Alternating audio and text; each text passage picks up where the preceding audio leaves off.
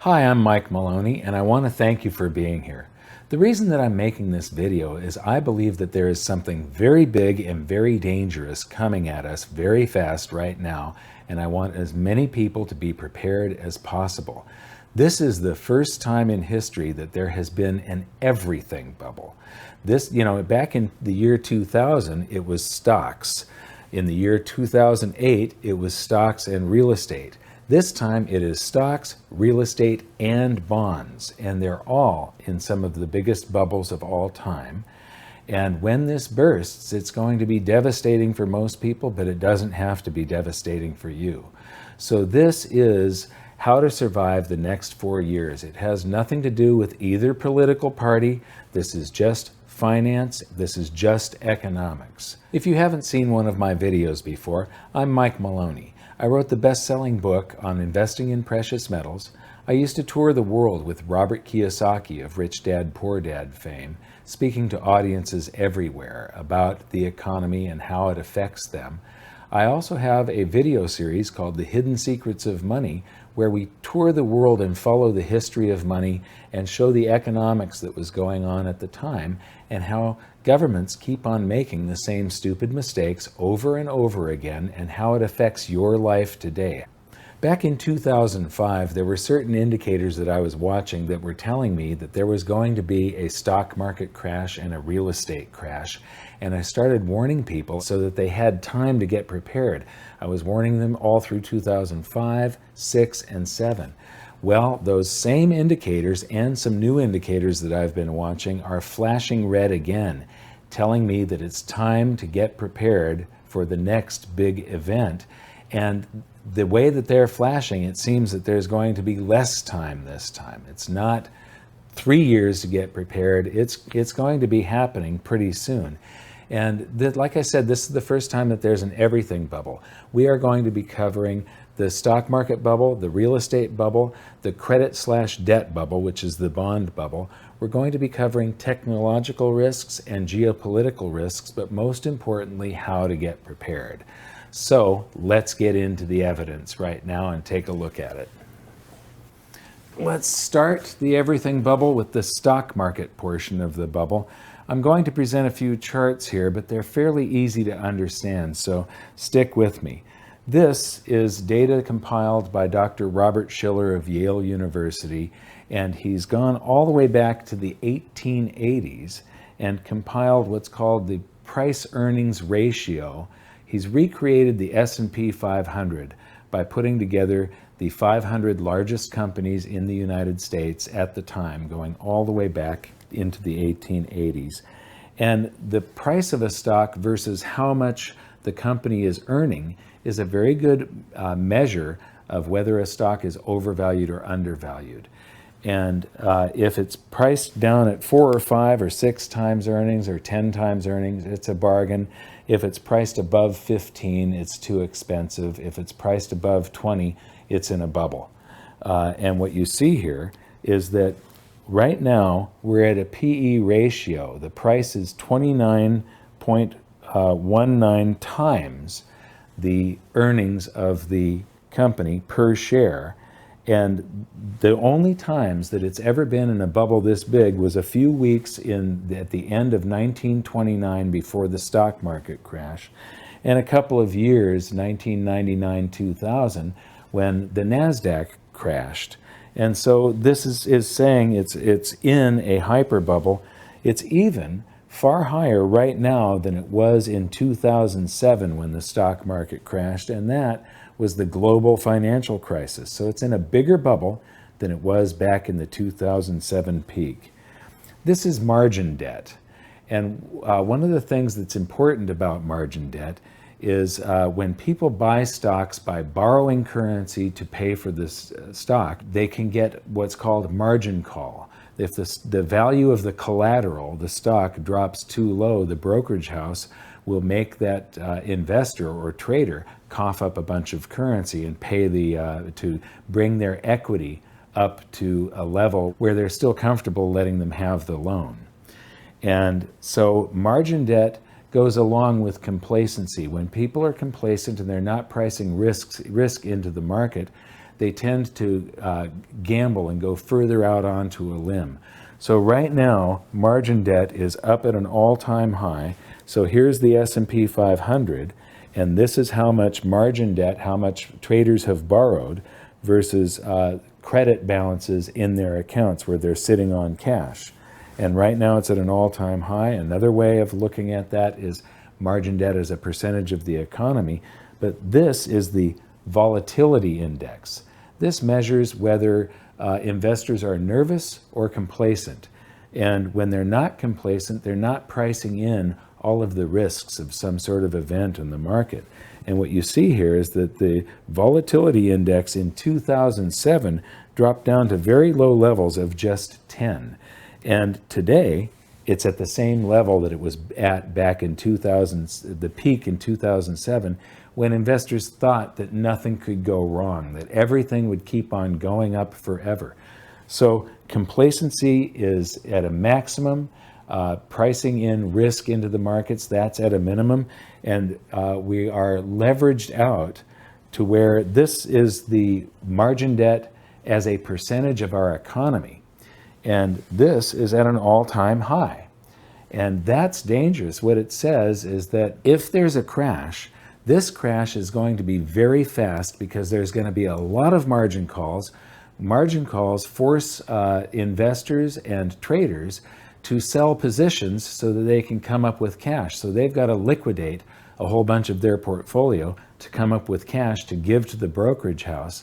And that causes the crash to happen a lot faster.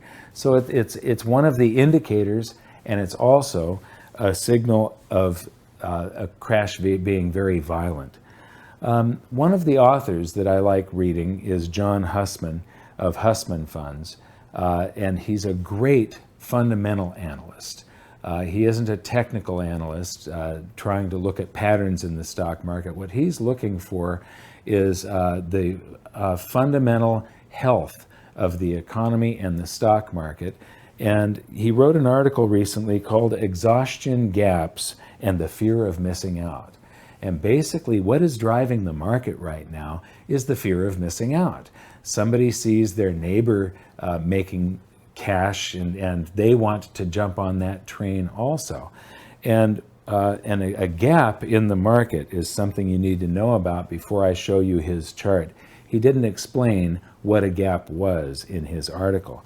But when a stock is going up and trading during the day, and there's a range to that trading, and then the next day it gaps up and opens up at a higher level than it was the previous day, and it doesn't come back down and visit that same trading range, it leaves a gap in the chart like that gap and this gap and this gap and this gap. Now, those gaps are a certain signal that something is going on, and one interesting thing about gaps is there was a study recently where they studied the Dow Jones Industrial Average, which is 30 stocks, and each of those 30 stocks was studied separately, and the people that were conducting the study found that over 91% of the time, the market will come back down to fill those gaps. It'll cover that area. There's some gaps right now. The market will it's got a 91 to 92% chance that it's going to come down and fill those gaps. Now, John Hussman found that when gaps of greater than 0.5% occur within 2% of the all-time high, and this chart is within 2% of the all-time high of the S&P 500, that is a signal that there's an exhaustion of the market, that a lot of the currency that's available, the potential suckers, if you will, getting into a market at the top, the number of those, the amount of currency that can come into the market is becoming exhausted. And he developed an indicator where if it's within 2% of the peak of the market, the all-time high, and these gaps occur of greater than 0.5%, that's an indicator that we're near a market top. Now the S&P only goes back to 1950. So he also included the Dow Jones Industrial Averages, which go back all the way back before the crash of 1929. And he added some even greater filters. The stock market has to be in a condition where more than 50% of the advisors are bullish, and where the Shiller PE ratio that you saw earlier is above 18. And like I said, we're above 29 right now. And when he did that, you can see that this indicator flashes at certain times, and it was just weeks before the 1929 stock market crash.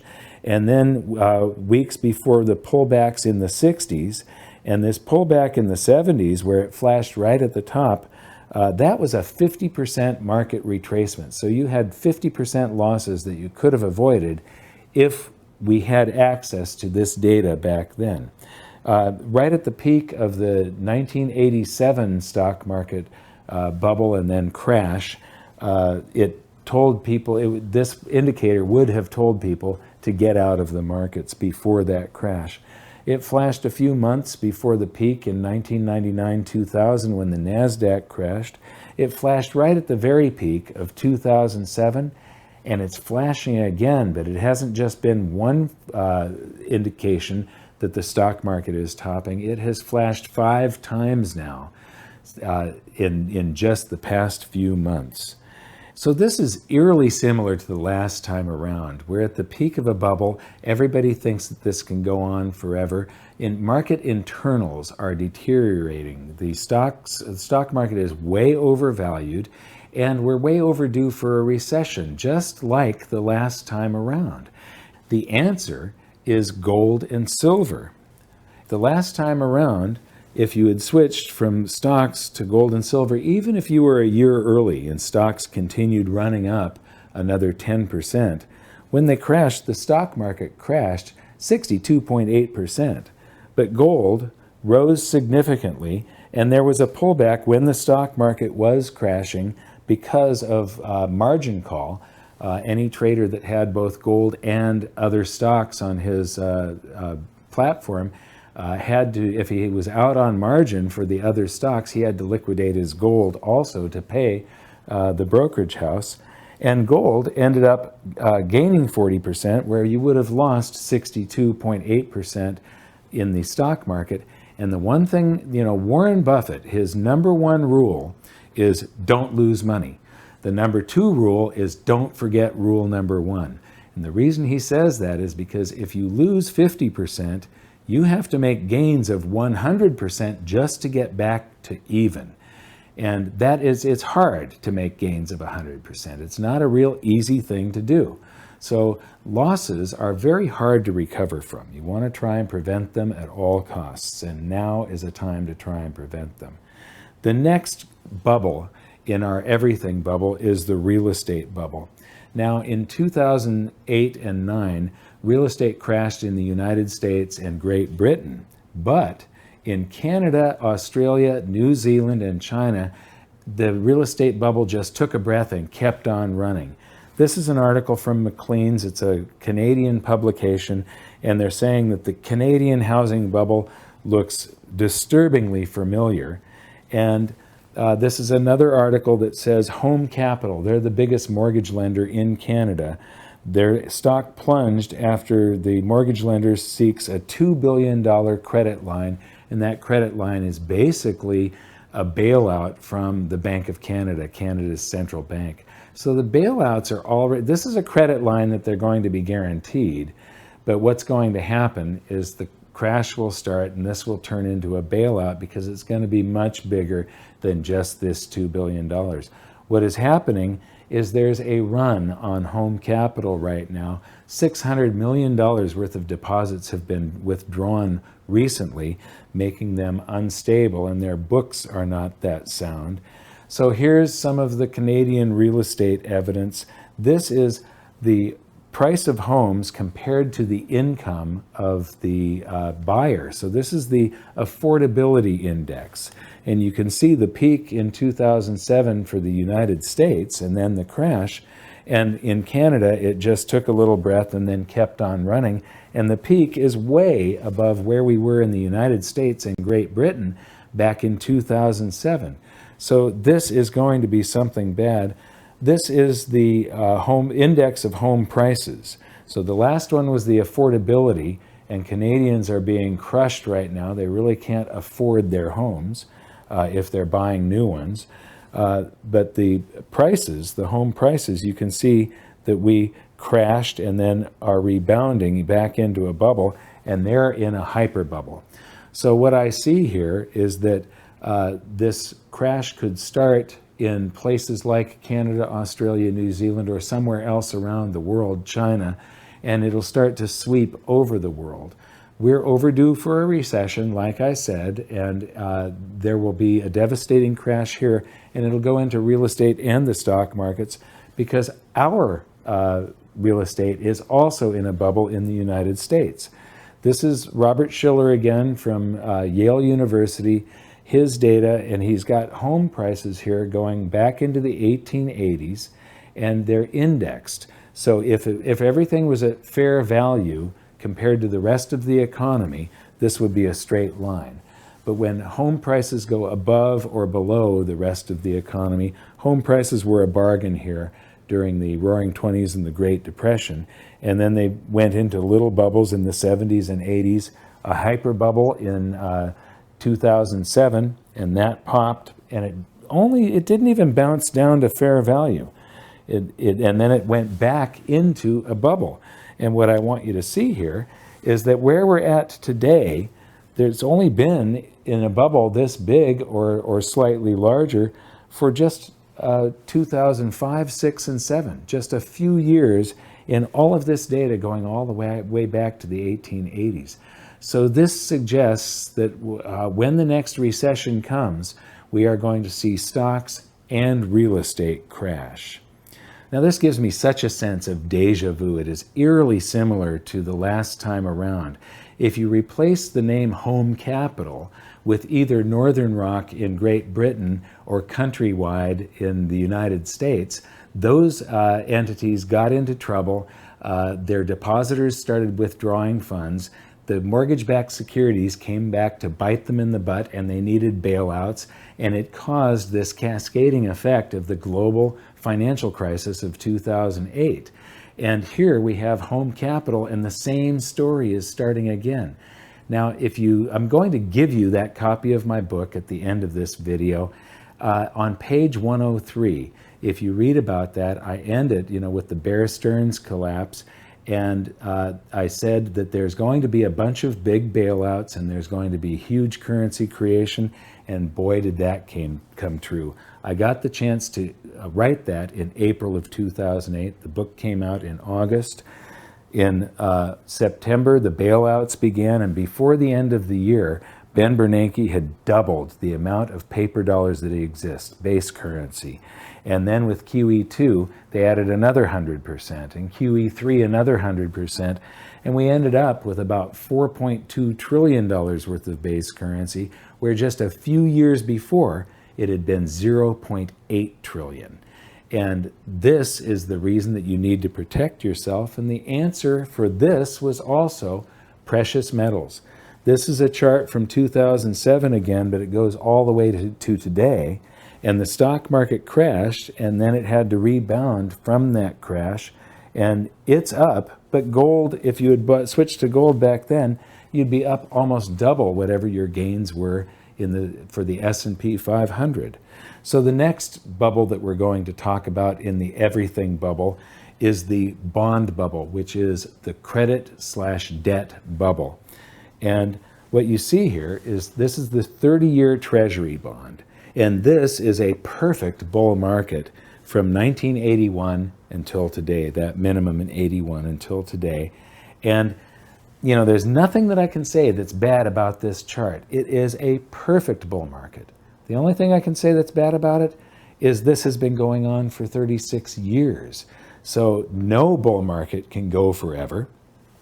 Toward the end of a bull market, some things are, whatever it is that's in that bull market that's been rising for all those years is now becoming overvalued compared to the rest of the economy, and it's in a bubble. And all bubbles pop eventually. Another thing I want to say about this is the bond price going up.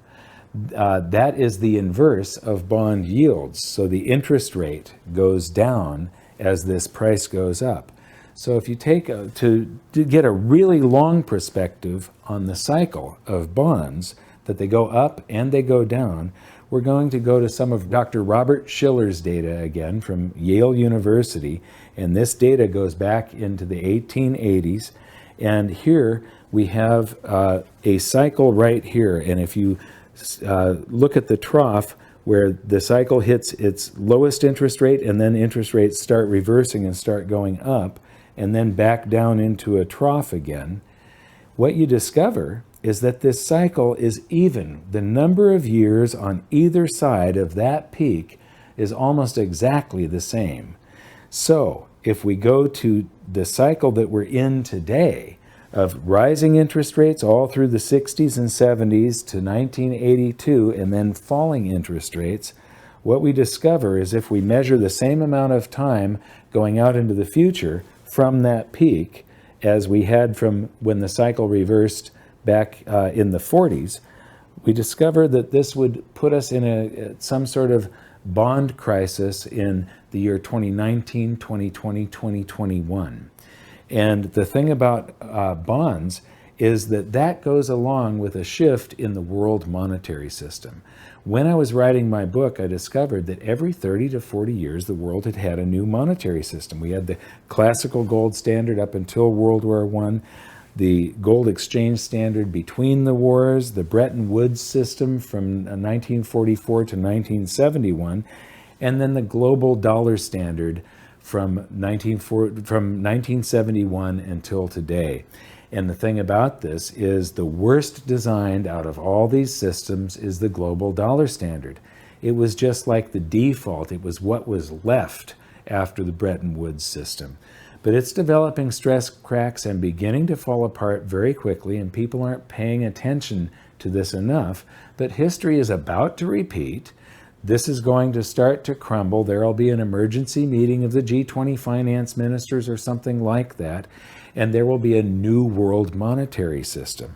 And when that happens, it's basically a new world monetary system is going to equal a currency crisis this time, because these were baby steps off of gold from full gold backing behind the dollar to nothing. And this time we're going to be going from nothing to something. And instead of it just being something that the big banks and the international corporations feel, it's going to be something that everybody feels. And so what is this crash going to look like? I think it's a two-stage crash. It's going to be, I've talked about the roller coaster crash now for years. And, it's like being pulled up a roller coaster on a chain and then you go over the top in 2007. We went over the top and we went into a crash and then we got pulled up on a chain. But this chain was a bubble that we were pushed into through zero interest rates and massive currency creation that warped the economy. And all that energy is going to be released in a stock market and real estate crash. But during that crash, investors have been taught that the safe haven to run to is U.S. bonds. And so at first, I think we're going to get a pop in bonds, that they'll go up again. Interest rates will fall even further. But then, just like a pile up in the fog, the crash happens, and then a truck comes out of the fog. Everybody gets out of their cars, everything's all right, and then this big semi-truck comes out of the fog and piles into everybody. I think it's going to be this two-stage crash with stocks and real estate. Everybody's going to be saying everything's all right. The government's going to be telling you it's time to get back into the stock market, and then the crash resumes. However, this time, the baby boomers are out of time. I'm a middle baby boomer. I'm 61. And if I lost half of my wealth again or more, I'm basically out of time. And I would probably choose to not go back into the stock markets or real estate where I had lost, I've been punished. If you were in the stock market in 2000, you got punished. If you were in it in 2007, you got punished again. So twice you've been through a brutal crash. In 2000, if you were in real estate, you were through a brutal crash in 2007. So what would happen, and you need to watch episodes 6 and 7 of Hidden Secrets of Money to understand this baby boom demographic, the roller coaster crash, and how it's going to affect you. Because this is the end game for the roller coaster crash. And when the baby boomers don't come back in and start investing in stocks and bonds and the economy again, and they just start saving up cash, it's devastating for something called velocity of currency. And you need to watch episodes 6 and 7 to understand that. We don't have time to go through that right here. So the answer and how to get prepared for this situation of this roller coaster crash and the potential of a new world monetary system is a little bit more complex than the answers last time. It's not just gold and silver. You want to have an alternative monetary system already ready to go. And those actually exist today. They're called cryptocurrencies. It started with Bitcoin. There have been several others that have been introduced, and I own a few of them.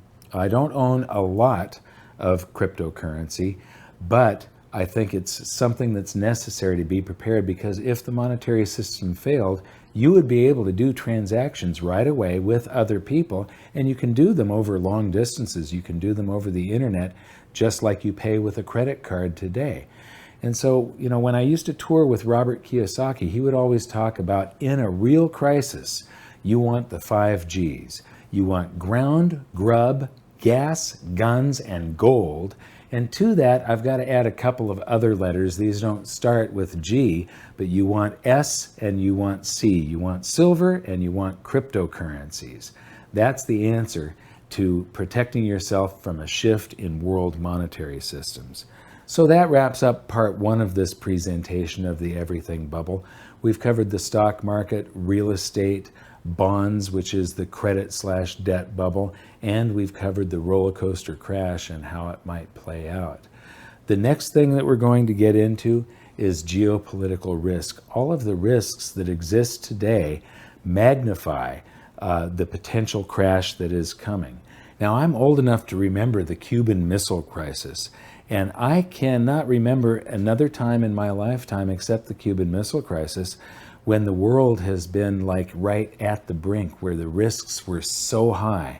So the geopolitical risk right now is very, very high, but there's another risk that adds to it and makes it even more dangerous, and that's the technological risk. We live in a world today of all of these single points of failure, things like the internet, that if the internet goes down, society stops. And if you haven't seen the movie 0 Days, I highly recommend that you watch this. It's available on Netflix and Apple TV and Amazon and so on. And this is about the Stuxnet virus, which was allegedly created by the US government to attack Iran's nuclear program. And the thing is that this was a decade ago.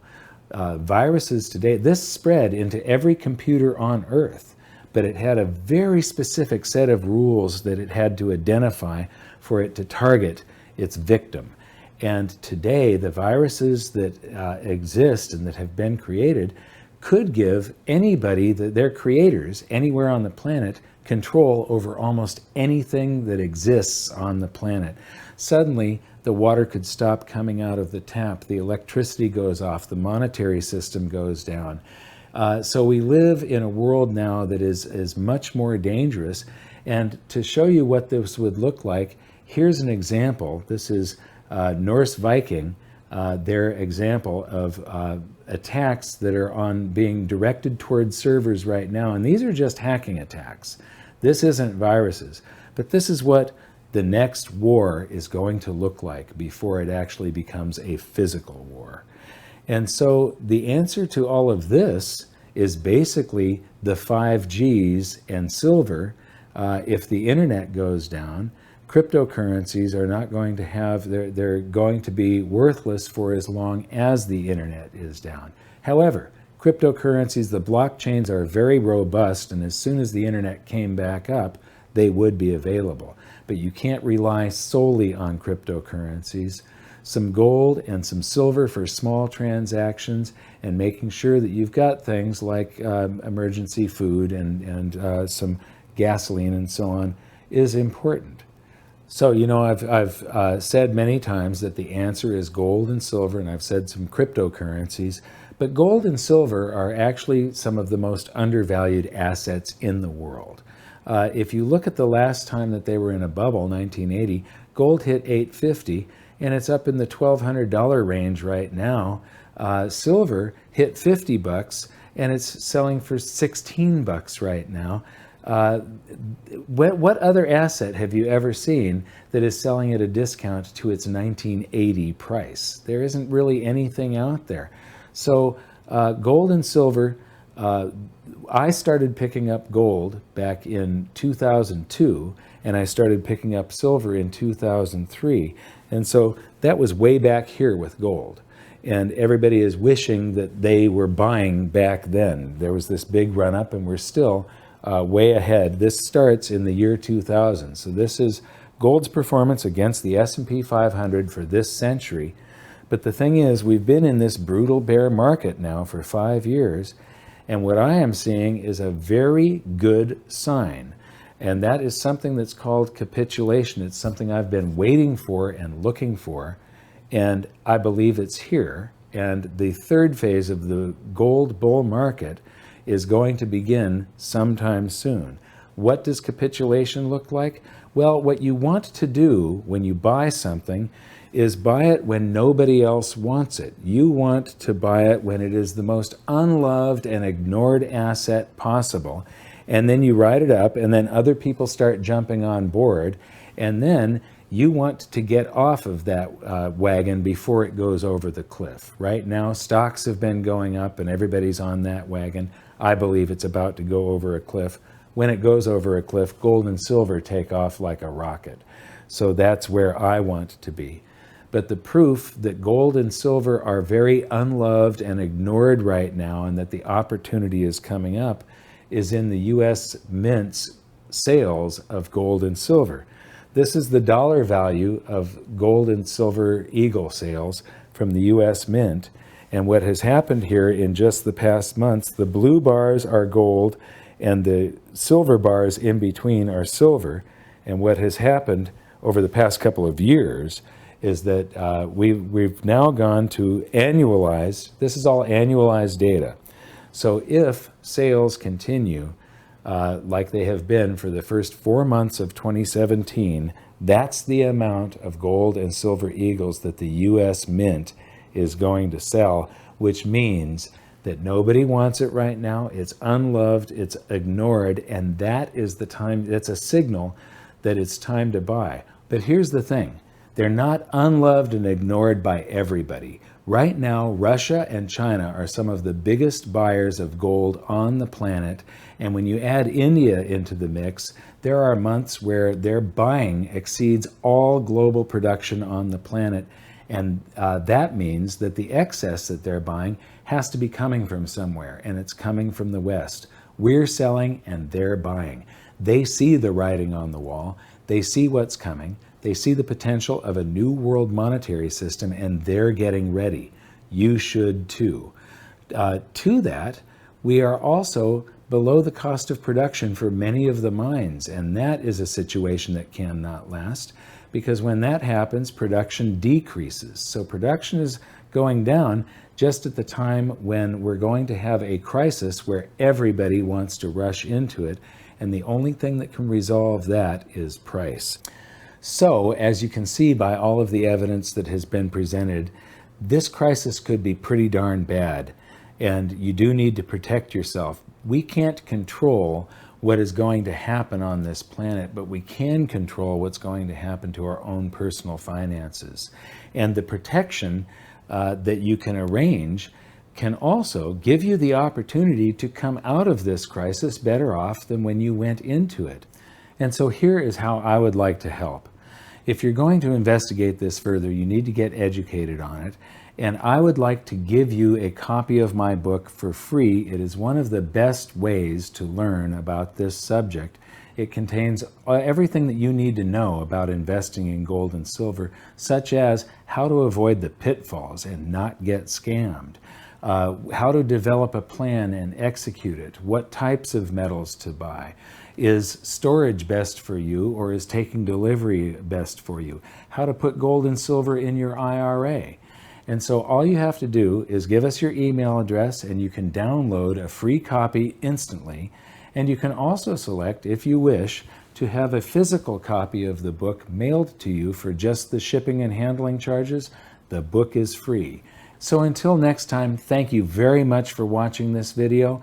Please make sure that you subscribe to this channel and share this video with everybody that you care about. We'll see you in the next video. Thank you.